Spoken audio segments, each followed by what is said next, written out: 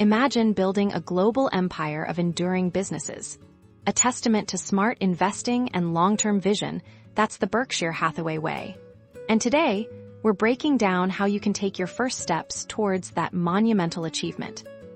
First, understand that replicating Berkshire Hathaway isn't about chasing fads or quick wins. It's about building a foundation of businesses with incredibly strong moats.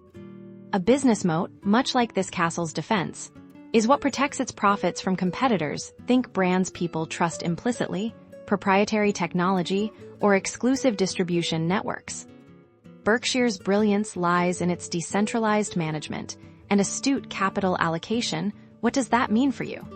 It means finding exceptional companies with great management teams who are already running the show effectively and channeling capital to where it will generate the most long-term value.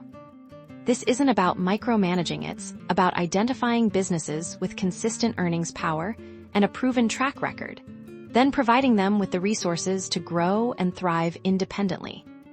Diversification is key. Berkshire Hathaway owns a vast array of companies across countless industries. This spreads risk and ensures that even if one sector falters, others can carry the load. Your focus should be on acquiring or building businesses with a long runway for growth. Look for companies that solve fundamental problems, have pricing power, and operate in markets with enduring demand. The Berkshire philosophy is steeped in patience and a deep understanding of business fundamentals. Not speculation, it's about owning businesses you understand, run by people you trust at a fair price.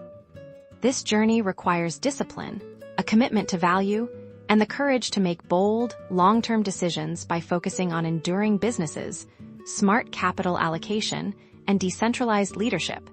You can begin to build your own legacy of unparalleled value creation, mirroring the success of one of the world's most respected conglomerates.